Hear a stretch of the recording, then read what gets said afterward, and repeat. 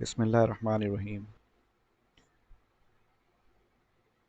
Our today's topic is sensors and transducers.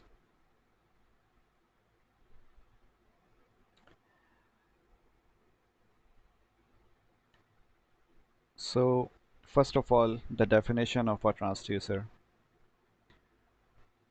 A transducer is a device that converts one type of energy into another type. यानी कि कोई भी device जो कि energy की एक फॉर्म को किसी दूसरी फॉर्म में कन्वर्ट कर दे, ट्रांसड्यूसर कहलाती है।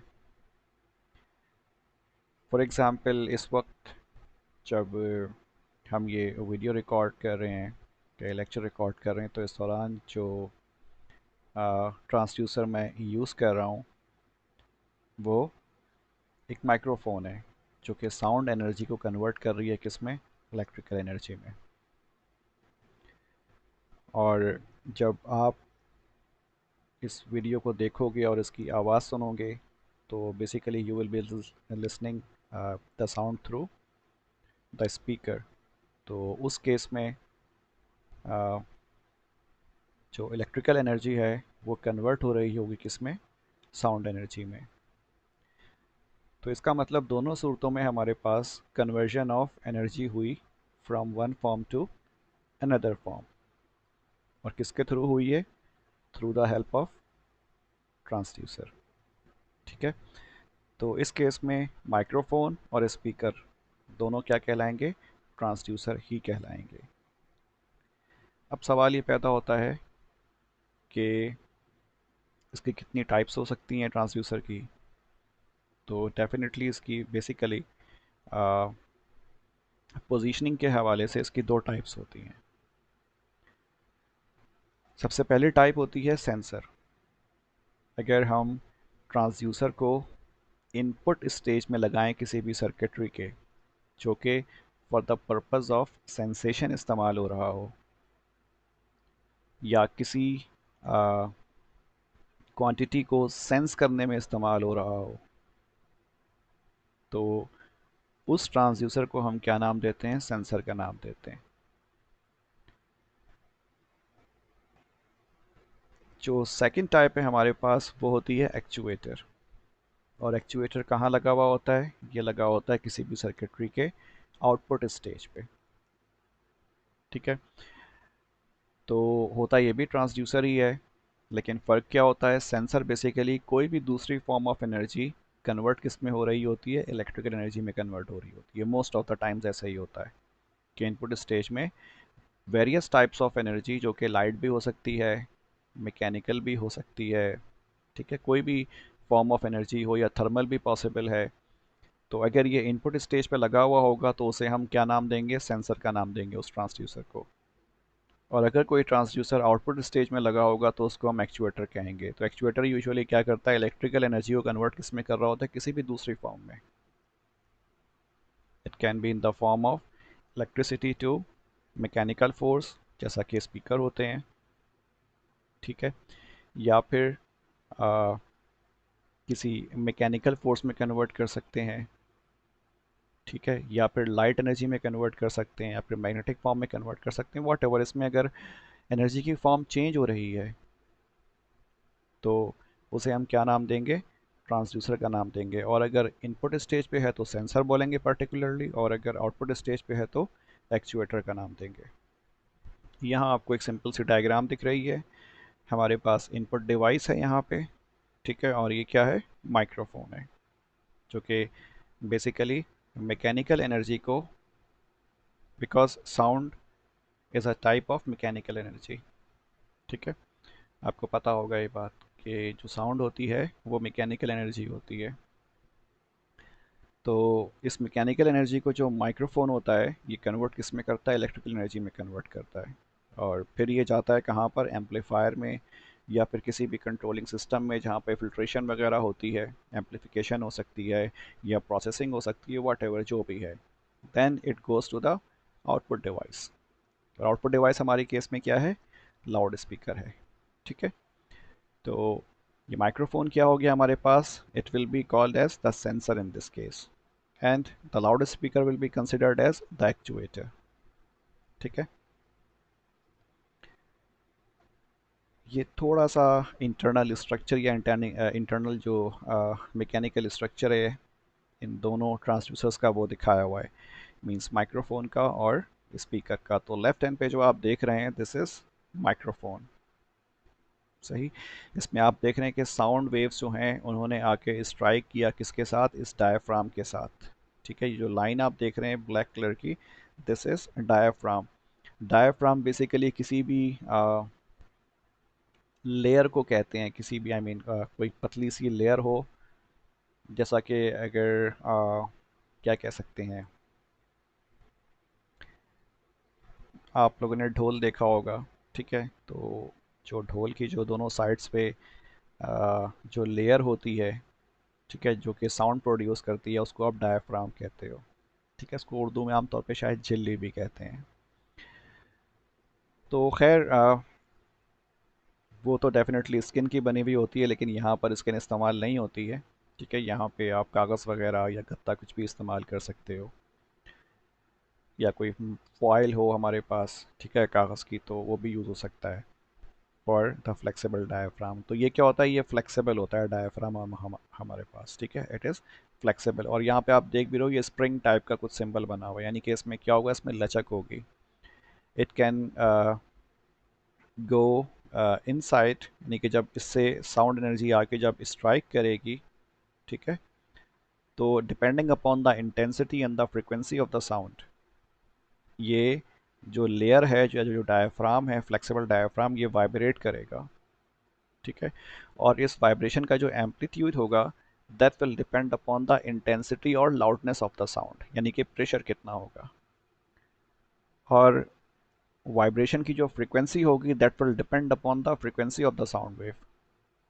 ठीक है, तो जब ये डायाफ्राम, फ्लेक्सिबल डायाफ्राम, जब ये वाइब्रेट होगा तो इसके साथ क्या अटैच हुआ हुआ है, आप देख रहे हो कि एक मैग्नेटिक कॉइल है जो कि वाउंड हुआ हुआ है मूविंग, क्या कहते हैं, फॉर्मर के ऊपर। ठीक है, ये आप एक स्लाइड सी अगर गौर करें, ठीक है, ये एक स्लाइड सा ब्लैक कलर का क्या है हमारे पास, फॉर्मर है, ये भी एक फॉर्मर है। ठीक है, इसके ऊपर क्या हुआ हुआ है, कॉइल वाउंड हुआ हुआ है। और ये अटैच किसके साथ है, ये वाला जो फॉर्मर है ये अटैच हुआ हुआ है फ्लेक्सिबल डायफ्राम के साथ। तो जब डायफ्राम वाइब्रेट होगा तो साथ में ये कॉइल भी क्या होगा, ये भी वाइब्रेट होगा। ठीक है, और ये डायरेक्शन ऑफ एरो दिखाया हुआ है, मीन्स बोथ डायरेक्शन पे ये मूव हो सकता है। तो डेफिनेटली जब साउंड वेव आके स्ट्राइक करेगी तो ये डायफ्राम कहाँ जाएगा, इंटरनल, यानी कि राइट साइड पे डिस्प्लेस होगा। और जैसे ही साउंड रुकेगी तो ये कहाँ जाएगा, फिर ये वापस भी जाएगा। सही है, जिस तरह से crest and trough sound wave में होंगे वैसा ही यानी कि उसी को मैच करता हुआ क्रेस्ट एंड ट्रफ या फिर वाइब्रेशन जो होगा इस डायफ्राम में भी होगा।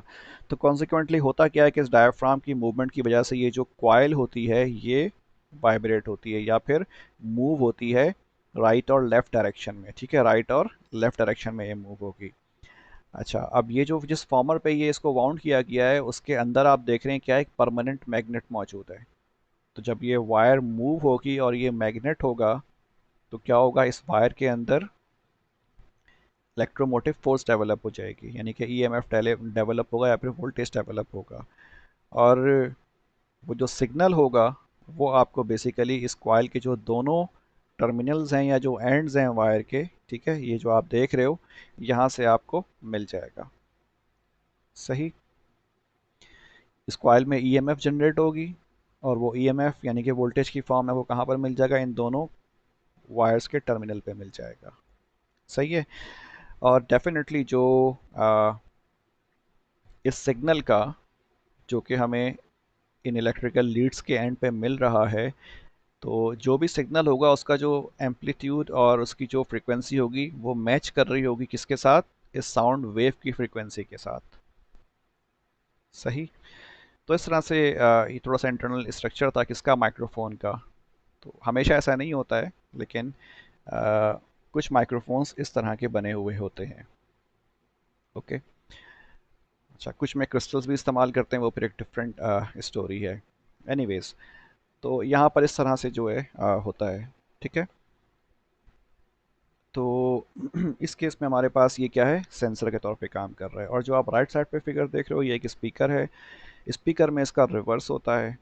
रिवर्स किस तरह से होता है, यहाँ आप देख रहे हैं ये एक कॉइल है, ठीक है। इसको हम वॉइस कॉइल का नाम देते हैं और इसको वाउंड किया गया है किसके ऊपर, एक परमानेंट मैग्नेट पे वाउंड किया गया है। तो जब इलेक्ट्रिसिटी यानी कि इनपुट सिग्नल इसके दोनों एंड्स पे आता है तो होता क्या है, इस कॉइल के अंदर से ये करंट जब फ्लो करेगा, ठीक है, तो जब इसका फ्लो होगा तो बेसिकली क्या होगा, एक मैग्नेटिक फील्ड डेवलप होगी। और वो मैग्नेटिक फील्ड कट करेगी किसके साथ, इस परमानेंट मैग्नेट फील्ड के साथ। जो परमानेंट मैग्नेट है इसकी फील्ड के साथ इस वायर की जो मैग्नेटिक फील्ड होगी वो क्या करेगी, कट करेगी या फिर इंटरेक्ट करेगी, ठीक है। तो दोनों के फ्लक्स एक दूसरे को क्या करेंगे, कट कर रहे होंगे। और उसकी इंटेंसिटी किस पर डिपेंड कर रही होगी, इनपुट सिग्नल की स्ट्रेंथ और इसकी फ्रिक्वेंसी पर डिपेंड कर रहा होगा। तो डेफिनेटली जब दोनों फील्ड्स एक दूसरे को क्या करेंगी, इंटरेक्ट करेंगी एक दूसरे के साथ, तो ये बेसिकली अटैच किसके साथ है, एक और डायाफ्राम के साथ अटैच हुआ हुआ है, ठीक है। और इस डायाफ्राम के एंड पे हमारे पास क्या है, कोन सस्पेंशंस मौजूद हैं, सही। तो होता क्या है कि जब ये कॉइल और ये मैग्नेटिक जो परमानेंट मैग्नेट है, इन दोनों की जो फील्ड्स हैं या इन दोनों का जो फ्लक्स है एक दूसरे को कट करता है, तो क्या होगा, ये कॉइल बेसिकली फिर वाइब्रेट होगी क्योंकि ये भी क्या है, इस फॉर्मर के ऊपर वाउंड हुई हुई है। तो जब ये वाइब्रेट होगी तो साथ में क्या होगा, ये जो आप सरफेस देख रहे हो, फिर जो डायाफ्राम देख रहे हो ये भी वाइब्रेट होगा। इसका मतलब यहाँ पर क्या होगा, जो एयर मौजूद होगी वो भी इस डायाफ्राम के साथ वाइब्रेट होगी, ठीक है। तो इस केस में आपने क्या किया, इलेक्ट्रिकल एनर्जी को आपने कन्वर्ट किया किस फॉर्म में, मैकेनिकल एनर्जी में, ठीक है। और जब ये वाइब्रेट हो गया डायाफ्राम तो यहाँ पे साउंड वेव प्रोड्यूस हो जाएंगे, सही है जी। तो इस तरह से ये राइट और लेफ्ट पे ये वाइब्रेट हो रहा होगा, ओके। तो चूंकि ये आउटपुट स्टेज पे लगा हुआ होता है इसीलिए हम इसको एक्चुएटर का नाम देते हैं, because it is converting the electrical energy into the mechanical energy. Now the basic requirements of transducer. The main function of a transducer is to respond only for the measurement under specified limits for which it is designed. ठीक है, it's very simple कि जो बुनियादी काम होता है किसी भी ट्रांसड्यूसर का वो क्या होता है कि वो रिस्पॉन्ड करे किसको, only for the measurement under specified limits, ठीक है। आप जिस भी चीज़ को आप मेजर कर रहे हो, जिस भी क्वांटिटी को आप मेजर कर रहे हो, वो सिर्फ उसी क्वांटिटी में जब वेरिएशंस आएगी और एक लिमिट्स में आएंगी, ठीक है, तो वो उसको रिस्पॉन्ड करेगा। उससे बाहर आएगी लिमिट से बाहर, या अगर डिफरेंट काइंड ऑफ मेजरमेंट होगा तो उस पर उस ट्रांसड्यूसर को वर्क नहीं करना चाहिए या फिर उसको रिस्पॉन्ड नहीं करना चाहिए। अगर तो वो कर रहा है इसका मतलब एक तरह से वो नॉइस को कैरी कर रहा है, ठीक है। तो ये बेसिक रिक्वायरमेंट है। उसके अलावा इसकी जो प्रॉपर्टीज़ होती हैं, सबसे पहली है वो है रगडनेस, ठीक है। और इसका मतलब क्या है, कैपेबिलिटी ऑफ विदस्टैंडिंग ओवरलोड। यानी कि अगर लोड ज़्यादा भी अप्लाई हो जाए, यानी कि लिमिट से अगर बाहर थोड़ा सा चला जाए लोड या इनपुट सिग्नल, तब भी वो उस लोड को बर्दाश्त कर ले, उसको विदस्टैंड कर ले। सेकंड चीज़ लिनियरिटी, यानी कि इनपुट और आउटपुट कैरेक्टरिस्टिक जो भी होगा वो क्या होगा, लीनियर होगा। अगर आप इनपुट वेरी करते हो तो आउटपुट भी उसे के कॉरेस्पॉन्डिंगली वेरी होना चाहिए। ये प्रॉपर्टी होनी चाहिए ट्रांसड्यूसर की। अब अगर एक ट्रांसड्यूसर उस पर अगर आप इनपुट अप्लाई कर रहे हो बट आउटपुट पे कोई वेरिएशन नहीं आ रही, इसका मतलब इनका रिलेशन क्या है, इनपुट आउटपुट का इस ट्रांजिस्टर का, वो लीनियर नहीं है, तो ये आपको ठीक वैल्यू प्रोवाइड नहीं करेगा, सही है। तो लिनियरिटी लाजमी है। थर्ड प्रॉपर्टी क्या है, रिपीटेबिलिटी, यानी कि जो भी आउटपुट सिग्नल प्रोड्यूस हुआ है किसी भी इनपुट सिग्नल के नतीजे में, तो वो बार बार अप्लाई करने पर सेम आउटपुट जनरेट करे। Which means if you are applying same signal repeatedly, the generated output should be same, ठीक है। उसमें तब्दीली नहीं आनी चाहिए। अगर तब्दीली नहीं आ रही होगी या तब्दीली आ रही होगी, इसका मतलब जो आउटपुट है वो रिपीटेबल नहीं है। अगर रिपीटेबल नहीं है इसका मतलब वो फिर रिलायबल भी नहीं है, आप भरोसा नहीं कर सकते, ठीक। अच्छा जी, हाई आउटपुट सिग्नल क्वालिटी। और डेफिनेटली जो क्वालिटी होगा आउटपुट सिग्नल की वो अच्छी क्वालिटी का होना चाहिए। हाई रिलायबिलिटी एंड स्टेबिलिटी, ठीक है, जो आपका ट्रांसड्यूसर हो उस पर आप भरोसा भी कर सको और वो स्टेबल भी होना चाहिए। Good dynamic response, dynamic response से क्या मुराद है? Output should be faithful to input when taken as a function of time, ठीक है। डायनामिक से मुराद क्या होती है? यहाँ पर रियल टाइम आउटपुट आपको मिल रहा हो, यानी कि जैसे ही आप इनपुट पे वेरिएशन लेके आए वैसे ही आपको क्या हो, आउटपुट पे भी वेरिएशन मिले। ऐसा ना हो कि इनपुट आपने अप्लाई किया था और फिर आपको काफ़ी देर के बाद उसका आउटपुट मिल रहा है, उसके बीच में आपने कई दफ़ा इनपुट्स चेंज कर दिए, ठीक है। फॉर एग्जांपल आपने 5 टाइम्स इनपुट सिग्नल दिया, तो 5 टाइम में से उसने जो पहला वाला सिग्नल था वो पाँचवें सिग्नल के टाइम पे या पाँचवें इनपुट सिग्नल के टाइम पे उसने आउटपुट दिया। इसका मतलब इसमें बहुत ज़्यादा डिले मौजूद है, इसका डायनेमिक रिस्पॉन्स अच्छा नहीं है, ठीक है। So for a good dynamic response output should be synchronised with the input. जब आप इनपुट वेरी करोगे तो फौरन ही आपका आउटपुट भी वेरी होना चाहिए। This is called the good dynamic response. No hysteresis, और हिस्टेरिसिस का मतलब पता है, इसमें जो प्रीवियस वैल्यूज़ हैं या जो प्रीवियस सिग्नल का इफेक्ट है वो शामिल नहीं होना चाहिए आउटपुट पे, ठीक है। ये हमने पहले भी डिस्कस किया हुआ है कि for example if you are measuring some kind of mass in kilograms, ठीक है, तो आपका जो वेइंग मशीन है उस पर आपने पहला वेट रखा वो 10 किलोग्राम का था, ठीक है। उसको फिर जब आपने रिमूव किया तो जो वेइंग मशीन थी वो आपको still without any weight, applied weight, वो स्टिल आपको क्या दे रही है, कुछ वैल्यू प्रोवाइड कर रही है। लाइक पहले 10 किलोग्राम का आपने रखा था, तो जब उसको आपने रिमूव किया तो अब भी वो 1 किलोग्राम या हाफ किलोग्राम वैल्यू दे रही है। इसका मतलब क्या, उसमें हिस्टेरिसिस मौजूद है, यानी कि कुछ वैल्यू या कुछ मेजरमेंट की वैल्यू उसमें अभी रिटेन हुई भी है, और फिर कुछ देर के बाद उसको जब आप छोड़ देते हो, ठीक है, विदाउट एनी यूज़, तो फिर वो ग्रेजुअली क्या होता है, अपनी ज़ीरो पोजीशन पे वापस आएगा। यानी कि आप फ्रिक्वेंटली जो है उस मशीन को या उस ट्रांसड्यूसर को आप यूज़ नहीं कर सकते। तो जो भी ट्रांसड्यूसर होगा उसमें हिस्टेरिसिस नहीं होनी चाहिए, यानी कि जो प्रीवियस वैल्यूज़ मेजर की गई थी उनका इफ़ेक्ट उसमें ना हो। जैसे ही आपने सिग्नल रिमूव किया वैसे ही उस ट्रांसड्यूसर को अपनी ज़ीरो पोजीशन पे, अपनी ज़ीरो वैल्यू पे वापस आना चाहिए। देन रेजिडुअल डिफॉर्मेशन, ठीक है। रेजिडुअल डिफॉर्मेशन से मुराद क्या होती है कि अगर हम किसी भी ट्रांसड्यूसर को बहुत ज़्यादा लंबे अरसे के लिए इस्तेमाल करें तो उसमें फिर फटीगनेस यूजुअली डेवलप हो जाती है, यानी कि थोड़ी बहुत उसमें क्या कहते हैं, डिफॉर्मेशन डेवलप हो जाती है जो कि परमानेंट होती है, और उसको फिर आप दूर नहीं कर सकते। जिसे कहते हैं ना, चीज़ें घिस जाती हैं या जब पुरानी हो जाती तो उनकी परफॉर्मेंस वो नहीं रहती, विच मीन्स उनमें कुछ डिक्लाइन आया है उनकी परफॉर्मेंस में, या जो उनके अंदर कंपोनेंट्स लगे हुए थे ट्रांसड्यूसर में वो किसी हद तक डिफॉर्म हुए हैं, ठीक है। बिल्कुल डेड नहीं हुआ है ट्रांसड्यूसर, लेकिन उसमें थोड़ा बहुत क्या आया है, फ़र्क आया है। इसको आप बिल्कुल ऐसे ही समझ सकते हैं कि अगर आप किसी मेटेलिक बार के ऊपर अगर आप कंटिन्यूसली एक लोड लटका के रखें काफ़ी अरसे तक, वो बार क्या होती है, कंटिन्यूसली फिर टेढ़ी हो जाती है, हल्की सी उसमें बेंड आ जाता है, वो फिर सीधा नहीं होता बिल्कुल। तो ये क्या कहलाता है, जब आप उस वेट को रिमूव भी कर लोगे तब भी वो क्या होगा, वो डिफॉर्म ही रहेगा। तो इसी तरह से ट्रांसड्यूसर भी होते हैं कि आपने सिग्नल तो रिमूव कर दिया है बट स्टिल वो कुछ ना कुछ आपको आउटपुट पे दे रहा होगा because of that particular deformation, या नहीं भी दे रहा होगा, बोथ पॉसिबिलिटीज़। अच्छा जी, दो मेन टाइप के ट्रांसड्यूसर्स होते हैं हमारे पास। पहला होता है एक्टिव ट्रांसड्यूसर। एक्टिव ट्रांसड्यूसर्स क्या होते हैं?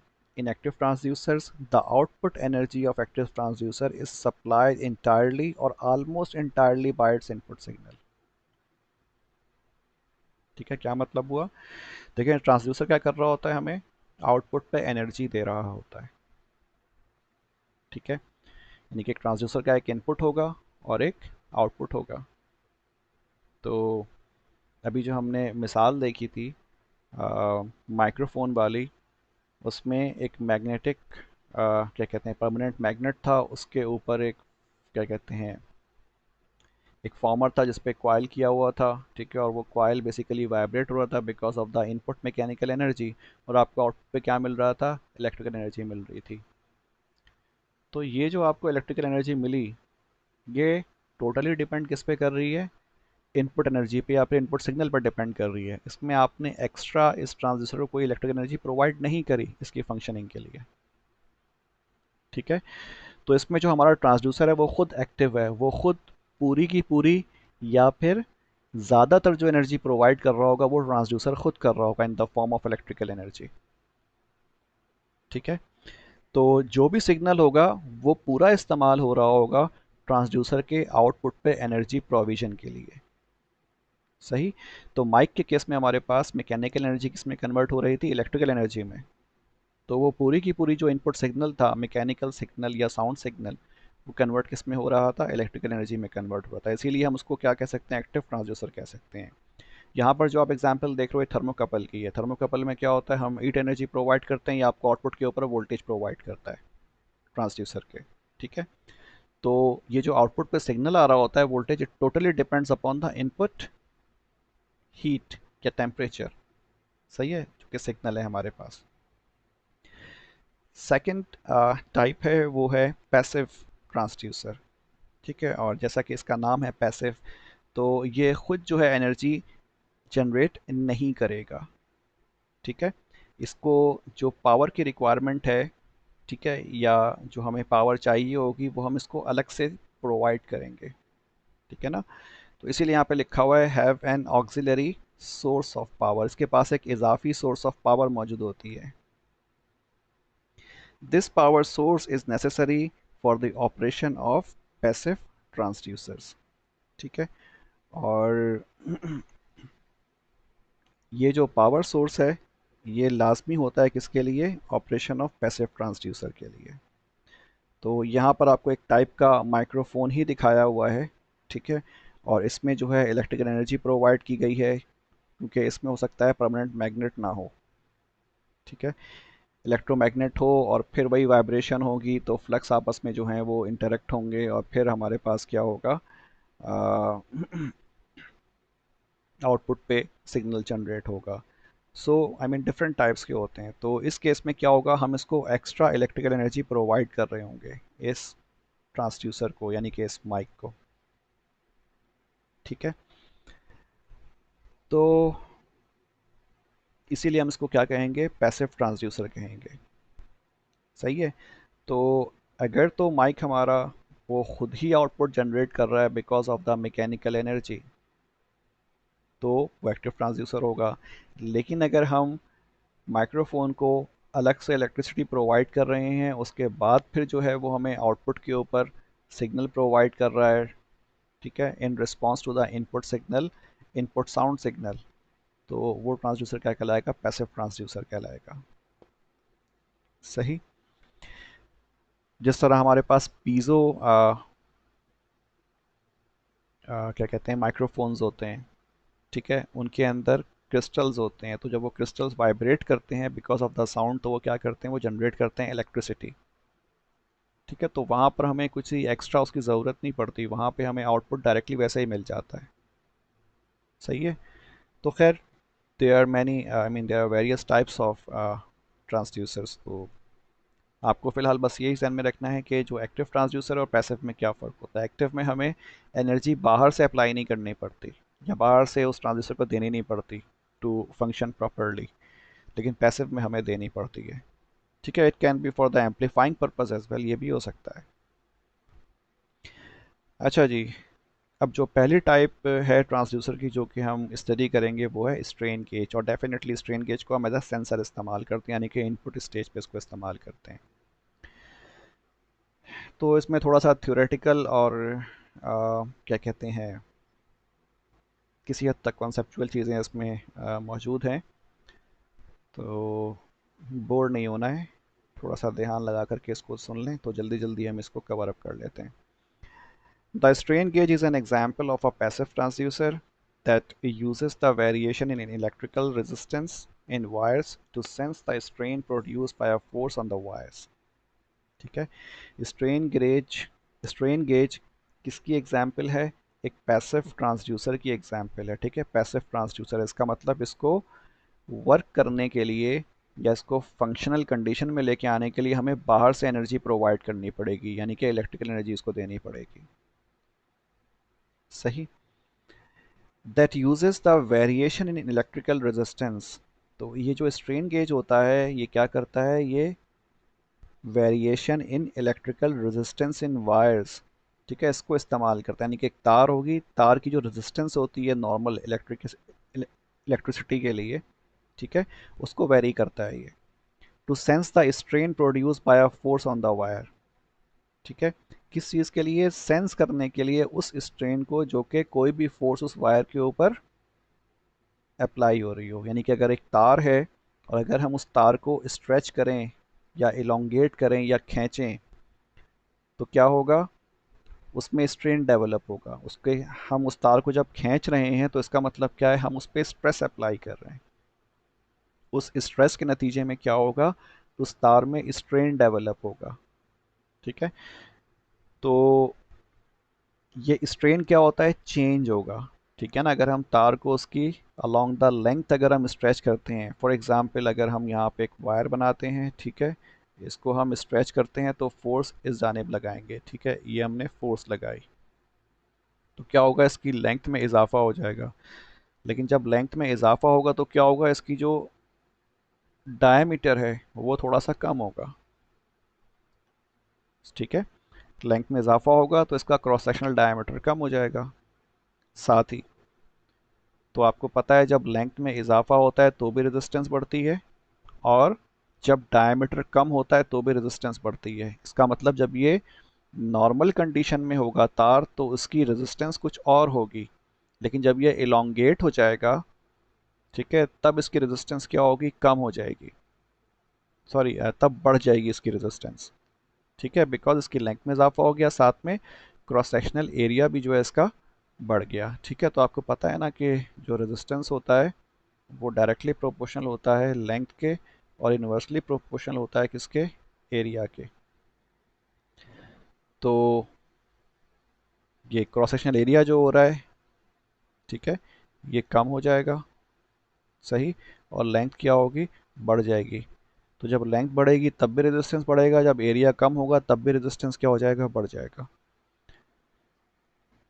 तो इसका मतलब इस वायर की रेजिस्टेंस चेंज हो जाएगी। जब वायर की रेजिस्टेंस चेंज होगी तो क्या होगा, इसमें से फ्लो होने वाला जो करंट है, ठीक है, जो करंट इसमें से फ्लो हो रहा होगा उसकी मैग्नीट्यूड कम हो जाएगी, बिकॉज अब इसकी रेजिस्टेंस इंक्रीज हो चुकी है, तो ये ज़्यादा वोल्टेज ड्रॉप करेगा, ज़्यादा पावर डिसिपेट करने लगेगा। तो इस तरह से जो इलेक्ट्रिसिटी है उसका फ्लो इसमें वेरी करता है, और वेरी करने की वजह क्या होती है, बिकॉज इस वायर की जो रेजिस्टेंस है वो वेरी हो जाती है। किस वजह से, क्योंकि हमने इसके ऊपर स्ट्रेस अप्लाई किया था और उस स्ट्रेस के नतीजे में इसमें स्ट्रेन डेवलप हुआ। स्ट्रेन बेसिकली क्या होता है, चेंज इन लेंथ होता है, या फिर चेंज इन एरिया होता है, या फिर चेंज इन वॉल्यूम हो सकता है, ठीक है। तो कुछ भी हो सकता है, लेकिन चेंज होता है बेसिकली, और स्ट्रेन हमेशा in response to the stress होता है, ठीक। तो स्ट्रेन गेज बेसिकली यही होता है, यानी कि वो आला जिससे हम क्या मेजर करते हैं, स्ट्रेन मेजर करते हैं। तो स्ट्रेन का मतलब क्या है, चेंज, ठीक है, चेंज इन लेंथ, इसको फिलहाल जहन में रख लें, चेंज इन लेंथ या फिर change in area. It is well known that stress which means force per unit area, and strain that is the elongation compression per unit length, ठीक है।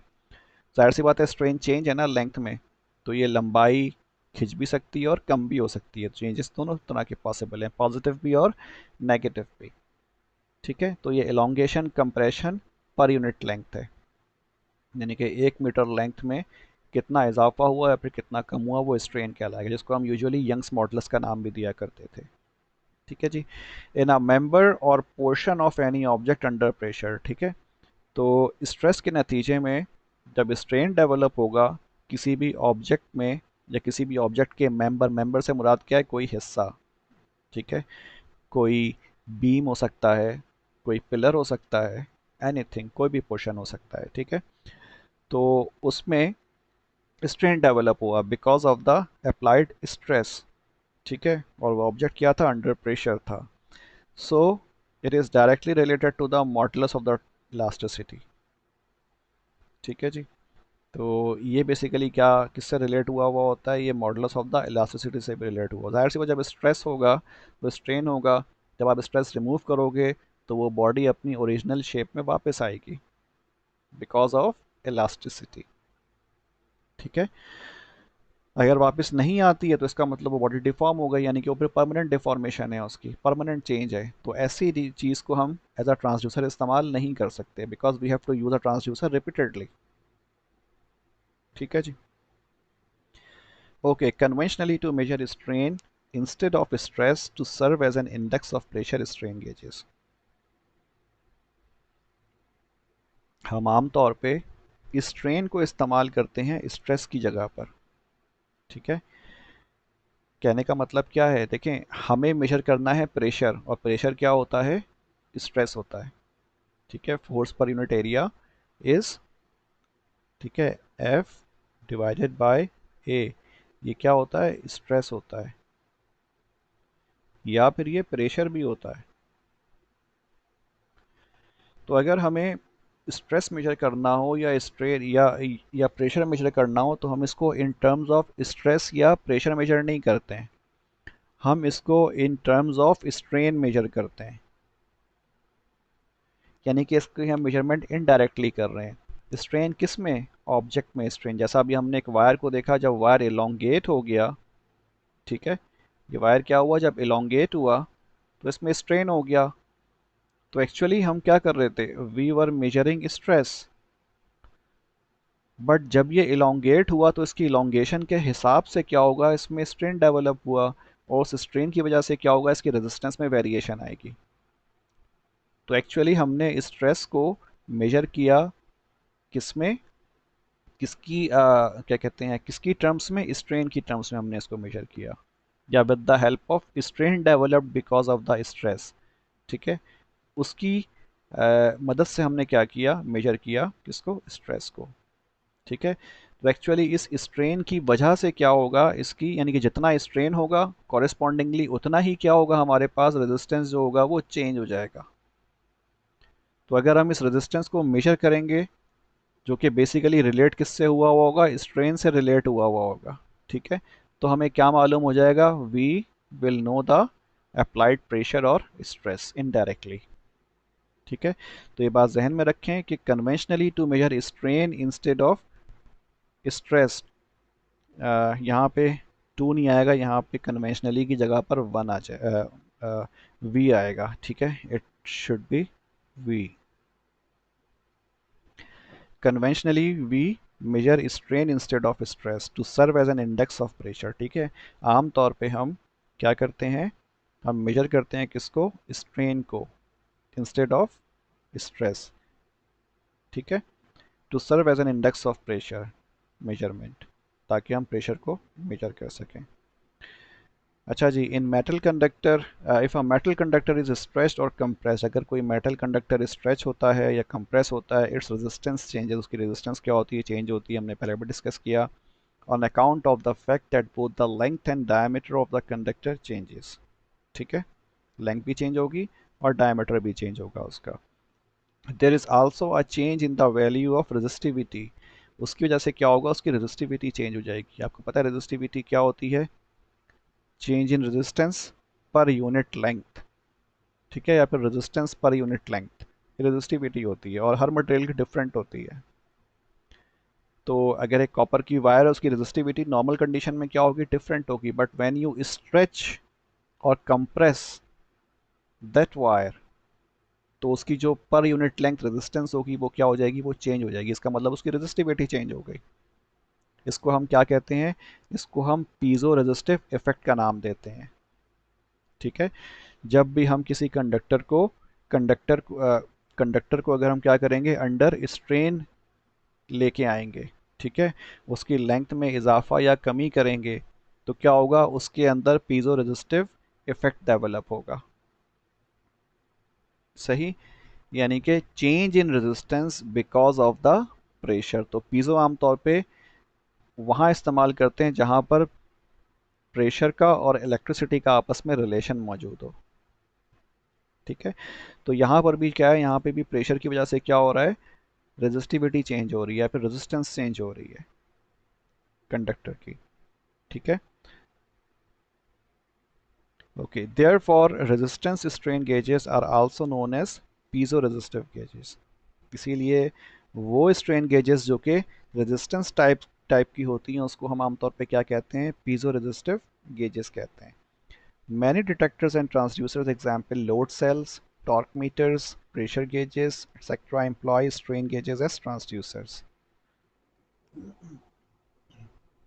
तो जो बहुत से डिटेक्टर्स होते हैं या ट्रांसड्यूसर्स होते हैं, ठीक है, फॉर एग्जांपल लोड सेल हो गया, load cell basically weight measure करने के लिए इस्तेमाल करते हैं या फिर फोर्स के लिए या क्या कहते हैं प्रेशर के लिए इस्तेमाल करते हैं, या फिर टॉर्क मीटर, ठीक है, टर्निंग इफेक्ट मेजर करने के लिए, या फिर जो प्रेशर गेजेस होते हैं नॉर्मल गेजेस, ठीक है, किसी ने प्रेस किया तो कितना प्रेशर डेवलप हुआ इसके लिए हम स्ट्रेन गेजेस जो हैं वो अप्लाई करते हैं। ठीक है, स्ट्रेन गेजेस ट्रांसड्यूसर के लिए तौर पर इस्तेमाल करते हैं।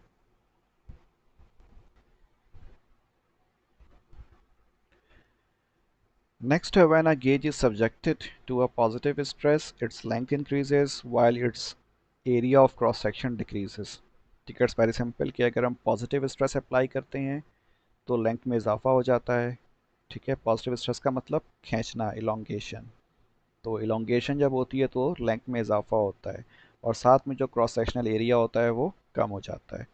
Since the resistance of a conductor is directly proportional to its length and inversely proportional to its area of cross section, the resistance of the gauge increases with positive strain. तो positive strain हमने भी discuss किया था कुछ देर पहले, ठीक है, इन terms of formula. तो पॉजिटिव स्ट्रेन की वजह से क्या होता है, जो रेजिस्टेंस होती है वो बढ़ जाती है, ठीक है, किसी भी गेज की। अच्छा जी, अब ये एक स्ट्रेन गेज है, ठीक है, और अब हम एक डेरिवेशन परफॉर्म करेंगे, ठीक, और वो डेरिवेशन बेसिकली इसके गेज फैक्टर से रेलेवेंट होगी या फिर इसकी रेजिस्टिविटी भी आप कह सकते हैं। ठीक है, तो यहाँ आप एक फिगर देख रहे हो, ठीक है, फिगर 13.4। इसमें हमारे पास क्या है, ये एक स्ट्रेन गेज का इंटरनल स्ट्रक्चर है। ठीक है, तो इसमें जो आप ये रेक्टेंगुलर सरफेस देख रहे हैं, ये कोई बोर्ड यानी कि कार्डबोर्ड की शीट हो सकती है, कोई मेटेलिक शीट हो सकती है, सही, या कोई पेपर फॉयल हो सकता है, कोई टेफलॉन फॉयल हो सकता है। तो उसके ऊपर क्या किया हुआ है, ये एक वायर आप देख रहे हैं, ठीक है, फाइन वायर, ठीक है, ये इसको इस शेप में यानी कि डिजिट्स की फॉर्म में इसको अटैच किया हुआ है इस वायर के ऊपर या फिर सीमेंट किया हुआ है। ठीक है, अब होता क्या है कि आप डायरेक्शन ऑफ स्ट्रेन देख रहे हैं, it is in the vertical direction. ठीक है, इस जानिब स्ट्रेन है, इसका मतलब हम इसको जब यहाँ से खींचेंगे, ये जो आप रेक्टेंगुलर सरफेस देख रहे हैं या जो बोर्ड देख रहे हैं, अगर हम इसको यहाँ से पुल करें, यहाँ से खींचें और इसको यहाँ से खींचें, तो क्या होगा, इसकी लेंथ में इजाफा होगा, यानी कि थोड़ा सा कुछ इस तरह से इस शेप में कन्वर्ट हो जाएगा। ठीक है, जब ये शेप में कन्वर्ट होगा तो ये जो डिजिट्स आप देख रहे हैं थोड़े से कंप्रेस हो जाएंगे और इनकी लंबाई में इजाफा हो जाएगा। ठीक है, इस तरह से इनकी लंबाई में इजाफा हो जाएगा यहाँ से, और इसी तरह जो है ये यहाँ से इजाफा हो जाएगा इनकी लंबाई में। जब इसकी लेंथ में इजाफा होगा, ऑल्दो कि ये इतना ज़्यादा नहीं होगा, बहुत कम होगा, ठीक है, लेकिन जब इसकी लेंथ में इजाफा होगा तो कॉरेस्पॉन्डिंगली क्या होगा, इसकी रेजिस्टिविटी क्या होगी, चेंज होगी। तो अगर हम यहाँ से अगर हम करंट इसको प्रोवाइड कर रहे हो और यहाँ से करंट जो हो वो यहाँ से आउट हो रहा हो, तो डेफिनेटली जब इसकी रेजिस्टेंस बढ़ेगी तो मैग्नीट्यूड ऑफ करंट क्या हो जाएगा, वो डिक्रीज हो जाएगा, और उस चेंज को हम मेजर कर लेंगे। जब उस चेंज को हम मेजर करेंगे तो उसे हम रिलेट किसके साथ कर सकते हैं, अप्लाइड फोर्स के साथ या स्ट्रेस के साथ, ठीक है, या वेट के साथ। ठीक है, तो उस अप्लाइड फोर्स की वजह से जो कि हमने यहाँ एरो से हमने इस तरफ दिखाया था ना कि इस तरफ हम इसको खींच रहे थे, प्रेशर अप्लाई कर रहे थे, तो उसकी वजह से क्या हुआ, ये जो सरफेस थी ये थोड़ी सी इसकी डिफॉर्म हुई। ठीक है, तो इसकी लेंथ में इजाफा हुआ, जब इसकी लेंथ में इजाफा हुआ तो ये लेंथ में इजाफा बेसिकली क्या हुआ, स्ट्रेन कहलाया। ठीक है, इस स्ट्रेन की वजह से क्या हुआ, इस वायर में भी स्ट्रेन डेवलप हुआ। तो इस जब वायर में स्ट्रेन डेवलप हुआ तो उसने क्या किया, इस वायर की रेजिस्टेंस चेंज कर दी, और इस वायर में से फ्लो होने वाले करंट की मकदार क्या हो जाएगी, कम हो जाएगी, because of the increased resistance. ठीक है, तो जो चेंज इन करंट होगा उसको हम मेजर कर लेंगे, और वो मैग्नीट्यूड ऑफ चेंज क्या कहलाएगा, वो वेट कहलाएगा, या फिर अप्लाइड फोर्स कहला सकता है, जो भी हमने इसके ऊपर प्रेशर अप्लाई किया था। ठीक है जी। Okay, the following types of strain gauges are the most important types. सबसे पहला वायर स्ट्रेन गेजेस, दूसरा foil strain gauges, semiconductor strain gauges. ठीक है, ये हमारे पास तीन टाइप्स हैं जो कि ज़्यादा अहम होती हैं। ठीक है, तो ये जो आप देख रहे हो ये कौन सा है, चूंकि इसमें फाइन वायर इस्तेमाल किया हुआ है, तो इसी वजह से ये फर्स्ट टाइप है। ठीक, ओके, नेक्स्ट है bonded resistance wire strain gauges. ठीक है, a fine wire element about 25 micrometre, जो कि 0.0025 सेंटीमीटर के बराबर होगा, और less in diameter, is loop back and forth on a carrier base और mounting plate which is usually cemented to the member undergoing stress। ठीक है, तो जो आप फिगर देख रहे हो बेसिकली वो इस bonded resistance wire strain gauge की देख रहे हो। इसमें जो वायर है वो बॉन्ड हुआ हुआ है, यानी कि चिपका हुआ है, किसके साथ, इस सरफेस के साथ। ठीक है, और ये सरफेस बेसिकली क्या है, ये सरफेस कैरियर भी कहला सकता है। ठीक है, और ये माउंटिंग प्लेट भी हो जाएगा, इसका भी नाम दे सकते हैं इसको आप।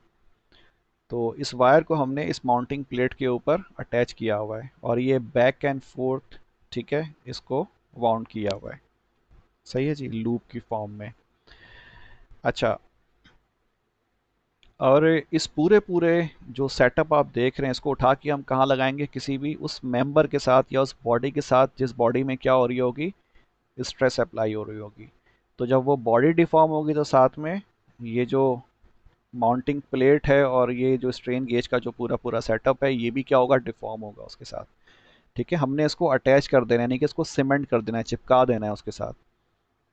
तो अगर हम इसे किसी रबर की शीट के साथ अगर चिपका दें, और अगर उस रबर की शीट को अगर हम स्ट्रेच करें तो साथ में क्या होगा, ये भी स्ट्रेच होगा। तो जब ये स्ट्रेच होगा तो इसकी रेजिस्टेंस चेंज हो जाएगी। ठीक है, तो ये स्ट्रेन गेज को हम सीमेंट कर देते हैं उस बॉडी के साथ जिसके ऊपर अप्लाई हम क्या कर रहे हो, प्रेशर या फिर स्ट्रेस अप्लाई कर रहे हो। The grid of fine wire is cemented on a carrier which may be a thin sheet of paper और टेफलॉन। ठीक है, तो ये जो आप देख रहे हैं ना कैरियर, जिसके ऊपर वायर को लपेटा हुआ है या फिर बैक एंड फोर्थ लूप की फॉर्म में इसको लगाया हुआ है, तो ये जो है कैरियर, ये आमतौर पे पेपर भी हो सकता है या फिर टेफलॉन का भी हो सकता है। The wire is covered on the top with a thin material so that it is not damaged mechanically। ठीक है, फिर इसको हम क्या करते हैं, इसको हम ऊपर से भी कवर कर देते हैं, यानी कि ढक देते हैं, ताकि कोई मैकेनिकल इसके ऊपर इफेक्ट ना हो, यानी कि डैमेज ना हो सके मैकेनिकली ये। The spreading of the wire permits uniform distribution of stress. ठीक है, और ये जो स्प्रेडिंग ऑफ द वायर है, जिस तरह से हमने इसको बैक एंड फोर्थ क्या कहते हैं, रखा हुआ है इस पे, या फैलाया हुआ है इस पूरी सरफेस पे। ठीक है, तो इस माउंटिंग प्लेट पे, ठीक है, होमोजेनियसली, तो इससे क्या होता है कि जो भी स्ट्रेस होता है वो यूनिफॉर्मली अप्लाई हो जाता है। ठीक है, इस पूरे स्ट्रेन गेज पे। A tensile stress tends to elongate the wire and thereby increase its length and decrease its cross sectional area, right? The combined effect is an increase in resistance as seen from the following equation। तो ये हमारे पास equation है, R is equal to rho into L over A. ठीक है, raw जो है यहाँ पर ये क्या है, where rho is the specific resistance of the material in ohm metre. ठीक है, रॉ हम रेजिस्टिविटी भी कहते हैं आमतौर पे। तो आर जो है हमारे पास रेजिस्टेंस है, L length of the wire है, A is the cross sectional area of the wire, and rho is the specific resistance जिसको हम ओम मीटर में मेजर करते हैं, फार्मूला आप लोगों ने पहले पढ़ा हुआ होगा। Okay, now as a result of strain two physical parameters are of particular interest. ठीक है, जब स्ट्रेन होता है तो दो पैरामीटर अहम होते हैं। कौन कौन से? The change in gauge resistance, the change in length, कि लेंथ में कितना इजाफा हुआ और उस इजाफे की वजह से गेज रेजिस्टेंस में कितना फ़र्क पड़ा। गेज हमारे पास जो आला है ना, मीटर है, या जो भी सेटअप है हमारे पास वायर का और मेटेलिक फॉयल का, ठीक है, तो ये गेज है, तो उसकी रेजिस्टेंस में कितनी वेरिएशन आई in response to the change in the length. ये दो चीज़ें क्या होंगी? अहम होंगी। The measurement of the sensitivity of a material to strain is called the gauge factor. ठीक है, और जो सेंसिटिविटी होती है मटेरियल की स्ट्रेन के लिए, वो क्या कहलाती है? गेज फैक्टर कहलाती है। यानी कि कोई भी जो ट्रांसड्यूसर है या गेज है वो कितना सेंसिटिव है स्ट्रेन के रिस्पॉन्स में। जब आप स्ट्रेन अप्लाई करते हो तो जो गेज है वो कितना ज़्यादा आउटपुट जनरेट करता है, कितना जल्दी रिस्पॉन्ड करता है, कितना हाईली रिस्पॉन्ड करता है, ये क्या कहलाता है? गेज फैक्टर कहलाता है। सही।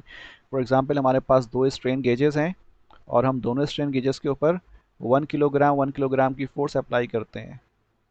ठीक है, दोनों में इजाफा होगा दोनों की लेंथ में, तो एक की रेजिस्टेंस में 1 ओम का फ़र्क पड़ता है और दूसरे की रेजिस्टेंस में 0.5 ओम का फ़र्क पड़ता है। इसका मतलब जो सेंसिटिविटी पहले वाले की थी वो ज़्यादा थी, इसका मतलब उसका गेज फैक्टर बेहतर है। ठीक है, okay. It is the ratio of the change in resistance to the change in the length. ठीक है, ये फार्मूला है हमारे पास गेज फैक्टर का, इसको हम जी एफ से भी रिप्रेजेंट करते हैं। इसका सिंबल के होता है। ठीक है, गेज फैक्टर का किसके बराबर है? Change in resistance with respect to the change in length. ठीक है, और ये सिंपल चेंज नहीं है, ये change in resistance with respect to the initial resistance और ये चेंज इन लेंथ है with respect to the initial length. ठीक है, तो इससे हमें क्या मिल जाएगा? इसको हम टोटल लेंथ से डिवाइड कर रहे हैं और टोटल रेजिस्टेंस से डिवाइड कर रहे हैं, यानी कि परसेंटेज कहलाएगा एक तरह से ये। ठीक है, परसेंटेज अगर इसको हम 100 से कर दें तो ये आ जाएगा। और वैसे तो ये जिस तरह से हम परसेंटेज निकालते हैं means acquired number divide by total number, तो ये वैसा ही है कि कितना चेंज रेजिस्टेंस में आया with respect to the initial resistance या फिर टोटल रेजिस्टेंस। इसी तरह change in length with respect to the total length. ठीक है, तो इन दोनों का जो रेशियो होगा, यानी कि change in resistance and change in length का with respect to their original या इनिशियल वैल्यूज, ये क्या कहलाता है? गेज फैक्टर कहलाता है। सही। Since strain is defined as the change in length divided by the original length, तो आपको पता है कि जो स्ट्रेन होता है वो क्या होता है? चेंज इन लेंथ, यानी कि डेल्टा एल अपॉन एल के बराबर होता है। इसको हम इस सिग्मा सिंबल से भी रिप्रेजेंट करते हैं। ठीक है, strain is the change in length यानी कि delta L divided by the original length. ठीक है, तो ये हम स्ट्रेन का फार्मूला यहाँ पे लिखा हुआ है। तो इसका मतलब क्या हुआ? ये डेल्टा एल अपॉन एल है, तो यहाँ पर जो डेल्टा एल अपॉन एल है इसको हम किससे रिप्लेस कर सकते हैं? सिग्मा से रिप्लेस कर सकते हैं। तो इसीलिए इसको हमने यहाँ पे पुट किया और हमारे पास ये वाला फार्मूला आ गया, K is equal to gauge factor का नया, K is equal to delta R upon R divided by sigma. ठीक है जी। अच्छा जी, where sigma is the strain in the lateral direction. ठीक, okay. The resistance of a conductor of uniform cross section is, आपको पता है कि किसी भी कंडक्टर का जो, अगर कंडक्टर यूनिफॉर्म हो, ठीक है, उसका जो क्रॉस सेक्शनल एरिया है वो थ्रू आउट द लेंथ अगर यूनिफॉर्म हो कोई भी कंडक्टर, तो उसकी रेजिस्टेंस को हम इस फार्मूले से रिप्रेजेंट करते हैं, R is equal to rho L upon A, यानी कि लेंथ अपॉन एरिया। ठीक है, तो इसका मतलब क्या हुआ? R is equal to length को हम एल से रिप्रेजेंट कर सकते हैं और एरिया को हम पाई आर स्क्वायर से, बिकॉज जो सर्कल होता है उसका एरिया पाई आर स्क्वायर होता है। तो आमतौर पे जो वायर्स होते हैं वो सर्कुलर फॉर्म के ही होते हैं। Since R is equal to D upon two, ठीक है, ये जो आर है ये रेडियस है। सही, वायर का रेडियस है तो इसको हम डायमीटर डिवाइड बाय 2 से रिप्रेजेंट कर सकते हैं। तो आर स्क्वायर बराबर किसको हो जाएगा, डी स्क्वायर अपॉन 4 के हो जाएगा। सिंपल। तो हम क्या करते हैं, इस आर को रिप्लेस कर देते हैं आर स्क्वायर को किससे, बाय डी स्क्वायर अपॉन 4 से। तो इसको हमने रिप्लेस कर दिया है नीचे वाले फार्मूले में बाय डी स्क्वायर अपॉन 4 से। ठीक है। तो हमारे पास जो फार्मूला आया वो क्या आ गया, L upon rho divided by pi bye 4 D square. ठीक है। तो ये हमारे पास क्या आ गया, फार्मूला आ गया। ओके। अब इसमें हमें पता है कि रो जो है हमारे पास वो क्या है, स्पेसिफिक रेजिस्टेंस है, यानी कि रेजिस्टिविटी ऑफ द वायर है। L is the length of the conductor, D is the diameter of the conductor. Right. When the conductor is stressed, ठीक है, ये एक नॉर्मल रेजिस्टेंस है, ये बात जहन में रखिएगा। This is the normal resistance, जब हमारे पास कोई स्ट्रेस मौजूद नहीं है वायर में, तो उसकी रेजिस्टेंस ये वाली होगी, यानी कि रो L upon pi by pi D square upon 4। ठीक है। लेकिन अब क्या करते हैं, हम इस वायर के ऊपर स्ट्रेन अप्लाई करते हैं। When the conductor is stressed due to the strain, the length of the conductor increases by delta L. ठीक है। तो अब क्या होता है, ये जो नॉर्मल रेजिस्टेंस थी, because of the application of stress उस वायर में स्ट्रेन डेवलप होगा। उस स्ट्रेन की वजह से क्या होगा, उस कंडक्टर की लेंथ बढ़ जाएगी, और लेंथ कितनी बढ़ेगी, डेल्टा एल बढ़ जाएगी। जब ये डेल्टा एल बढ़ेगी तो साथ में क्या होगा, जो क्रॉस सेक्शनल एरिया होगा वो कम होगा, या फिर डायमीटर कम हो जाएगा। ठीक है। और कितना कम होगा डायमीटर, डेल्टा डी कम हो जाएगा। सही। Hence the resistance of the conductor can now be return as by this formula. ठीक है। ये वही वाला फार्मूला है जो ऊपर मौजूद था, बस फर्क क्या हुआ, अब हमने लेंथ में किस चीज़ का इजाफा कर दिया, डेल्टा एल का इजाफा कर दिया। बिकॉज ऑफ द स्ट्रेन इसकी लेंथ बढ़ जाएगी, कितनी बढ़ेगी, इस एल में डेल्टा एल का इजाफा हो चुका होगा। ठीक है। और जो डायमीटर था हमारे पास इनिशियल, उसमें से क्या होगा, डेल्टा डी कम हो चुका होगा, तो इसीलिए हमने इसको माइनस किया है यहाँ पे। So this is the same formula but after applying strain. ठीक है। और इसको हमने किसका नाम दिया है, आर सबस्क्रिप्ट एस का नाम दिया है। इसको हमने सिंबलाइज किससे किया है, आर एस से किया है, एस फॉर द स्ट्रेस या फिर स्ट्रेन आप कह सकते हो। ठीक। ओके। अब हम क्या करते हैं, इसको एक्सपेंड करते हैं एक्सप्रेशन को, तो हमें ये मिल जाएगा। ठीक है। ये a माइनस बी का होल स्क्वायर, तो A square minus 2ab plus B square आ जाएगा। ठीक। अच्छा जी, ये वही पिछला वाला फार्मूला जो हमने लास्ट टाइम देखा था पिछली स्लाइड पे। तो डेल्टा डी जो है हमारे पास क्या है, बहुत छोटा है। जाहिर सी बात है, एक वायर में बारीक सा वायर, उसमें जो क्रॉस सेक्शनल जो डायमीटर होगा उसका, उसमें कितना वेरिएशन आएगी, 0.0000 समथिंग कुछ आएगी ना। तो अगर हम उसको स्क्वायर कर देंगे तो वैल्यू मज़ीद छोटी हो जाएगी, यानी कि नेग्लिजिबल हो जाएगी। तो इसीलिए हमने क्या किया, इस वाले फार्मूले में ये जो डेल्टा डी स्क्वायर है इसको हमने स्किप कर दिया, क्योंकि ये बहुत छोटी वैल्यू है। जब इसको हम स्किप कर देंगे या काट देंगे, ठीक है, तो हमारे पास क्या रह जाएगा, हमारे पास ये वाला फार्मूला रह जाएगा। सही। ओके। अब हमने क्या किया, अब हमने जो डिनोमिनेटर है, ठीक है, इसका जो डिनोमिनेटर है, यहाँ से हमने डी स्क्वायर को कॉमन निकाल लिया। ठीक है। पाई बाय 4 डी स्क्वायर को हमने क्या किया, कॉमन निकाल लिया। तो जब हम कॉमन निकालेंगे डी स्क्वायर, तो इसका मतलब यहाँ पे एक डी मौजूद था, हमें यहाँ पे क्या करना है, एक नीचे डी लगाना पड़ेगा और ऊपर से हमें डी ख़त्म करना पड़ेगा।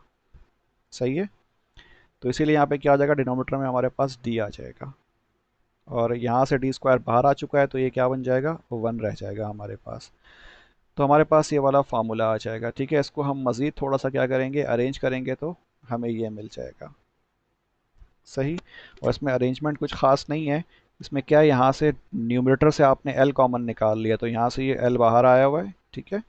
एल ब्रैकेट के से बाहर आ गया। ठीक है। तो अंदर क्या रह गया, 1 रह गया, plus delta L upon L यहाँ पे आ जाएगा, बिकॉज जब इसको मल्टीप्लाई करेंगे तो हमें वापस ये मिलना चाहिए, प्रीवियस एक्सप्रेशन। ठीक है। तो ये है सारे काम जो कॉमन निकाल लें उसके करने की वजह है, जो कि हमें आगे जाके मालूम होगी। अच्छा जी, now Poisson's ratio mu is defined as the ratio of strain in the lateral direction to strain in the axial direction. ठीक है, आपने ये पहले पढ़ा होगा पॉइजन्स रेशियो।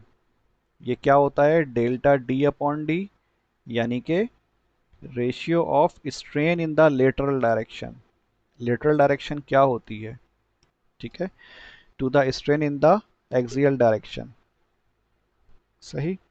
देखें लेटरल डायरेक्शन क्या होती है, वो जो कि इस डायरेक्शन में होगी, यानी कि क्रॉस सेक्शनल डायरेक्शन में, या अलोंग द डायमीटर होगा। This is called the lateral